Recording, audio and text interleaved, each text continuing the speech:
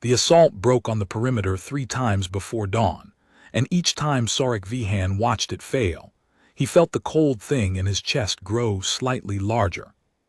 He was a rank-line soldier of the Varath 5th Expeditionary, 19 years old in the reckoning his kind used, and he had been assigned to the second wave of the encirclement operation because the planners had calculated that there would be no second wave. The mathematics had been clean at briefing. 212 coalition holdouts, cut off, surrounded, low on ammunition and water, with no support route left intact.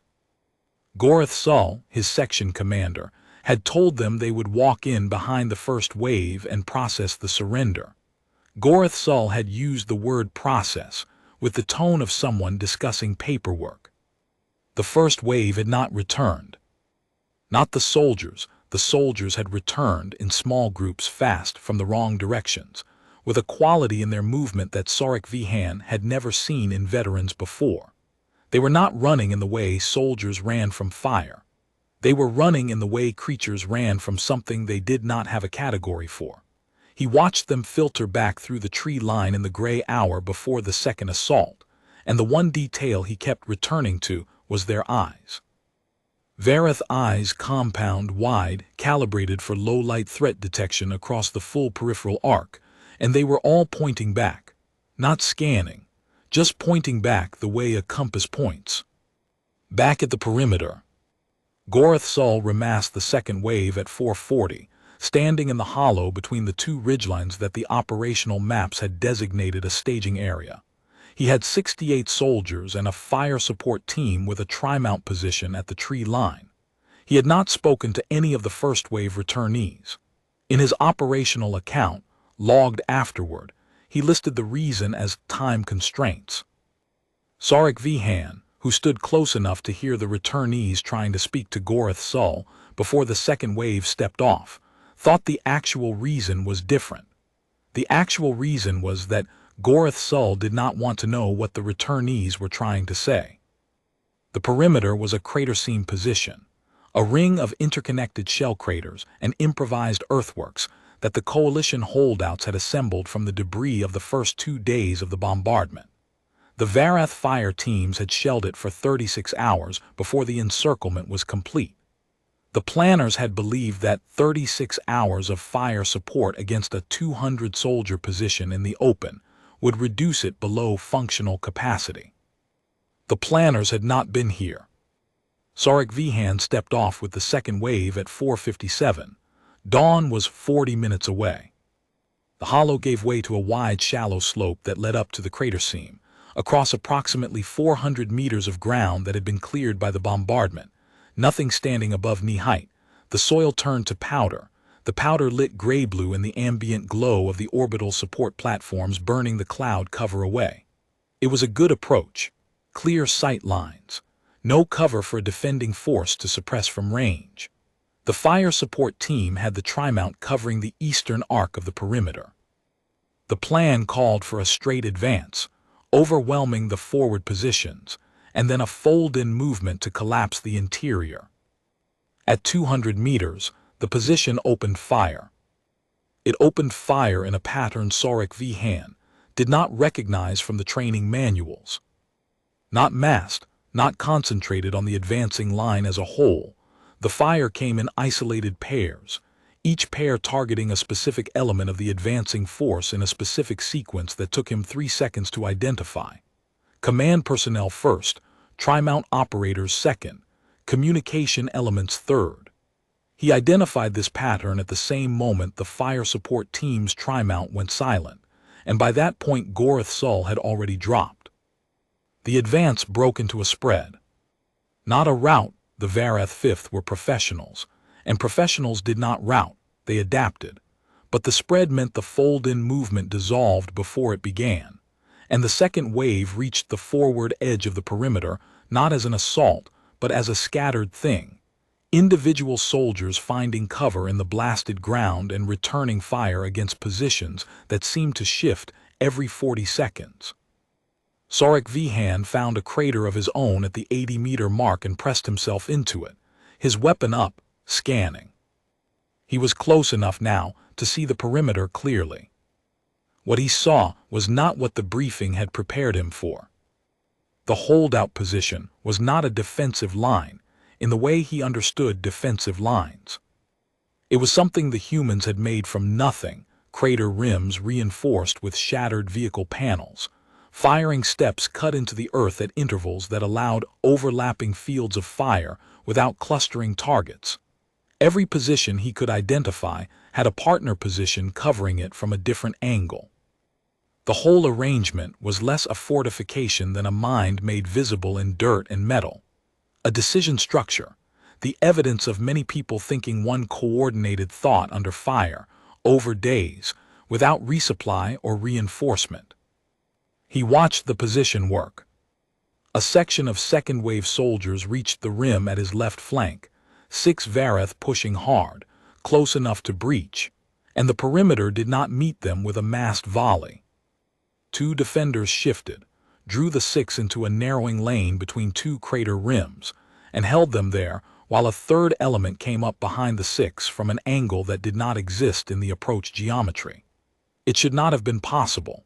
To come up behind the assault from that angle, someone inside the perimeter had anticipated where the 6 would commit and prepositioned before the assault even reached the forward edge. The 6 did not return from the lane. scifi lay in his crater and tracked the position's movements and could not complete the pattern.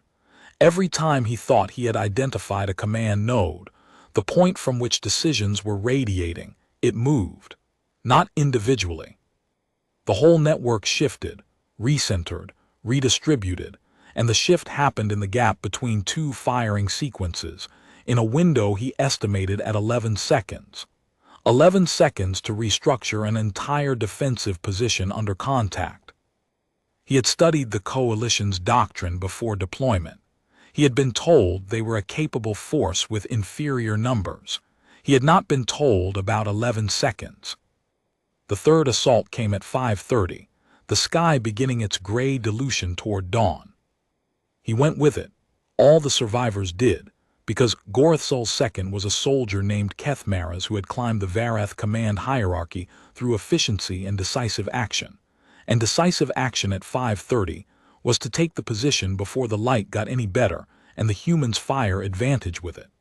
scifi did not argue with this logic.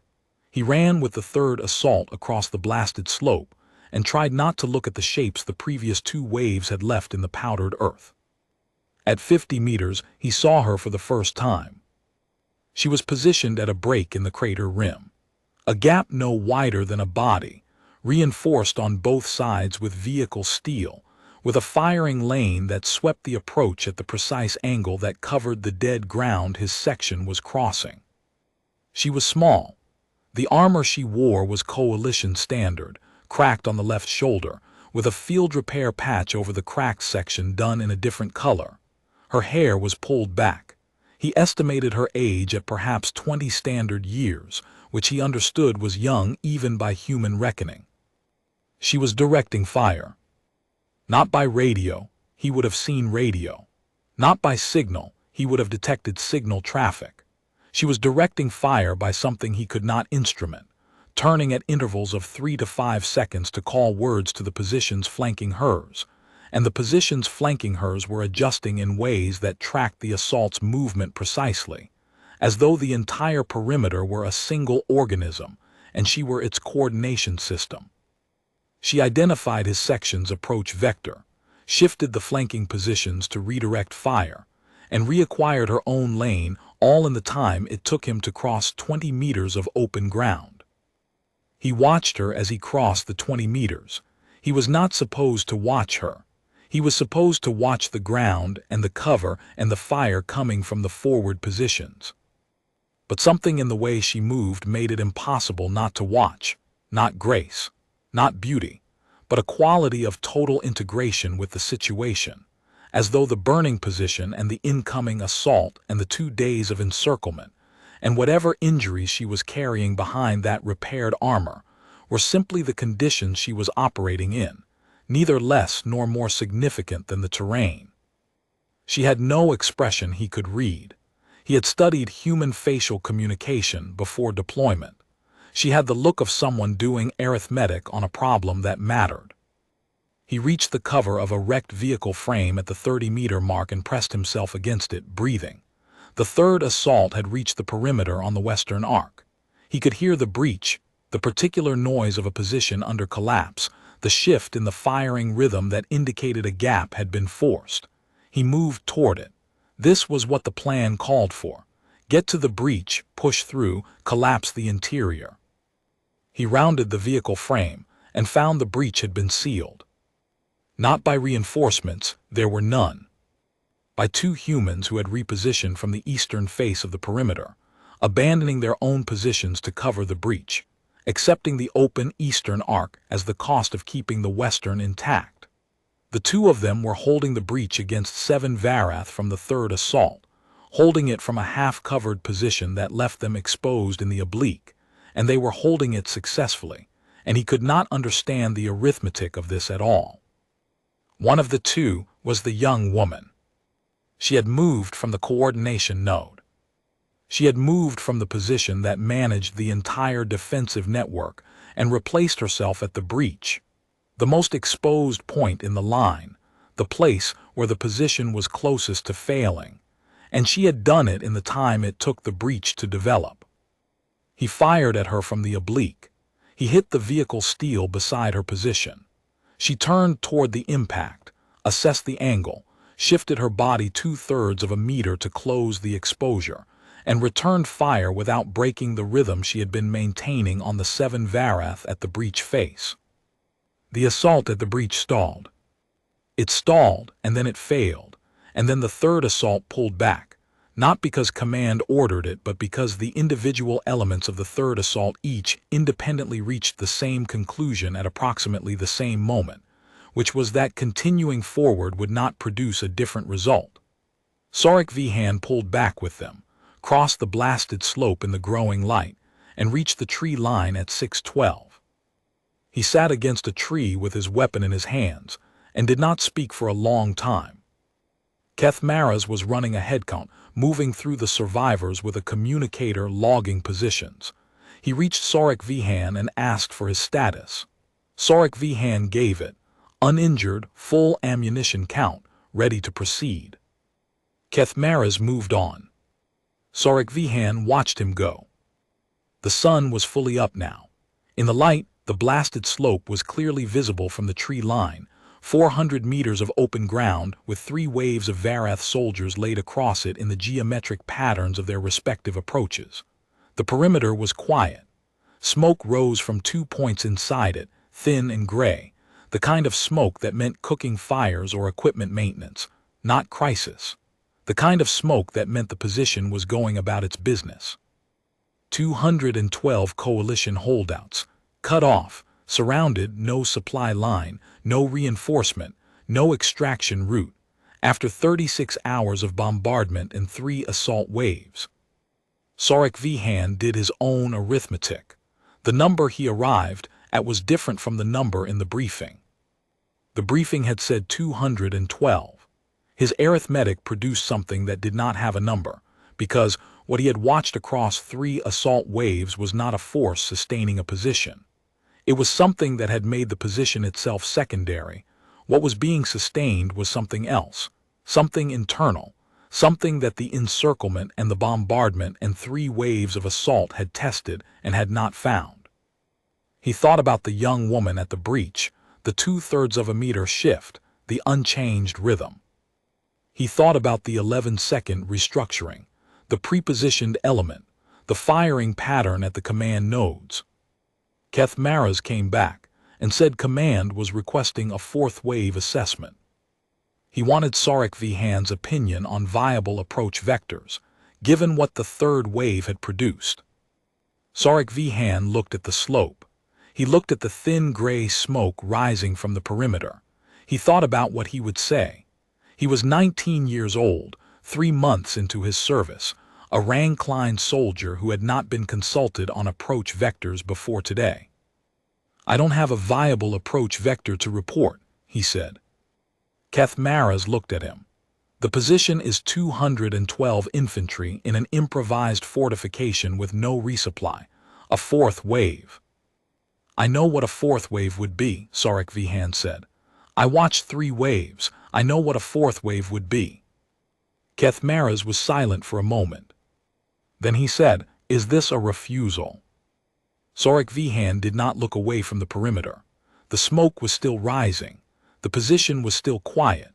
Somewhere inside those crater rims, a young human woman was doing arithmetic on the next problem, and the problem had already been solved before it arrived, and he understood now what the first wave soldiers' eyes had been pointing at.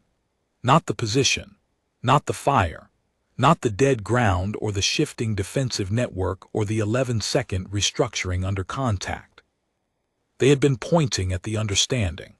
The moment when the pattern completed and the number in the briefing became the wrong number, and everything the briefing had called surrounded turned inside out. "No," he said. "It's an observation." He did not file a fourth wave assessment. The fourth wave did not go. When the coalition relief column arrived 12 hours later, the position had been held for 91 hours.